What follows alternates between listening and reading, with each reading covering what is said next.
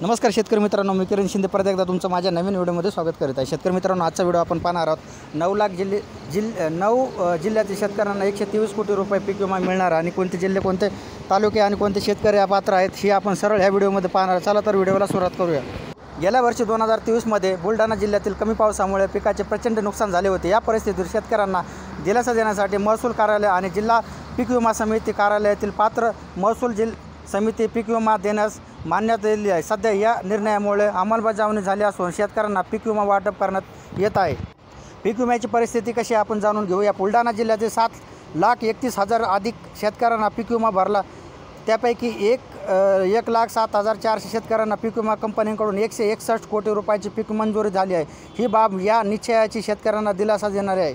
दुसरी गोष्ट म्हणजे पीक विमा उत्तरांची स्थिती कशी आहे पाहूया। मंजूर झालेली रक्कम 161 कोटी रुपयापैकी 38 कोटी रुपये आतापर्यंत वितरण करण्यात आले आहेत। उर्वरित 1.23 अब्ज रुपयाचे वाटप अजूनपर्यंत अखेर पूर्ण होईल असे सांगण्यात आले। ही प्रक्रिया वेळेवरती पूर्ण करणे आवश्यक आहे, कारण नुकसान भरपाई रक्कम शेतकऱ्यांना लवकरात लवकर पोहोचेल असे आवश्यक आहे।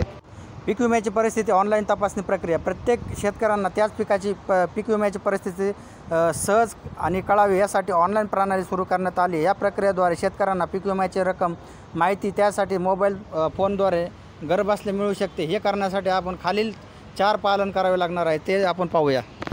वेबसाईट आपण पाहूया। PMFBY ही अशा प्रकारे वेबसाईट शोधून काढायची आहे। त्यानंतर आता फार्म कॉर्नरपर्यंत क्लिक करायचं आणि लॉग इन फॉर्म निवडा आहे। पुढे तुमचा मोबाईल नंबर आणि सत्यापन कोड प्रविष्ट करा आणि OTPची विनंती करा। तुम्ही एकाच मोबाईल क्रमांक वापर करू अनेक पीक विमा अर्जाची नोंदणी केल्यास तुम्हाला तुमचा आधार कार्ड द्यावा लागेल। प्रत्येकी प्राप्त झालेले OTP लॉग इन प्रविष्ट करा। त्यानंतर या प्रक्रियेनंतर संबंधित शेतकऱ्यांना त्यांच्या पीक विम्याबद्दल सविस्तर माहिती दिली जाईल।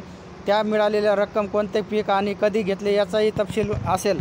त्याचबरोबर शेतकऱ्यांसाठी एक महत्त्वाची सूचना पण आहे। तुम्ही पीक विमा जमा झाले आहे का नाही हे पाहण्यासाठी नियमितपणे तपासा। तुम्हाला तुमच्या विमा कंपनीकडून काही त्रुटी आढळल्यास किंवा तुम्हाला रक्कम मिळाली नसल्यास ताबडतोब संबंधित अधिकाऱ्यांशी संपर्क साधा, कारण भविष्यात तुमचा पीक विमा वेळेवर भरण्याची खात्री करा, जेणेकरून आपत्कालीन परिस्थितीत तुम्हाला आर्थिक मदत मिळू शकते। बुलढाणा जिल्ह्यातील शेतकऱ्यांना पीक विमा ही महत्त्वाची योजना बनली आहे। मागील वर्षी कमी पावसामुळे झालेल्या नुकसानाची भरपाई करण्यासाठी हा निधी वापरला जाणार आहे। मात्र सर्व पात्र शेतकऱ्यांना पोहोचणे तितकेच महत्त्वाचे आहे। त्यामुळे सक्षम अधिकाऱ्यांसाठी या प्रक्रियेकडे बारकाईने लक्ष देणे गरजेचे आहे। शेतकऱ्यांसाठी त्यांच्या योग्य रकमेबाबत जागृत राहावे आणि आवश्यक असल्यास पुढील कार्यवाही करावी। अशा प्रकारे सामूहिक प्रयत्नामुळे शेतकऱ्यांचे हित जपले जाऊ शकतात। अशा प्रकारे हा थोडक्यात व्हिडिओ इथं संपूया। जय हिंद, जय महाराष्ट्र, जय शिवराय, रामकृष्ण हरी।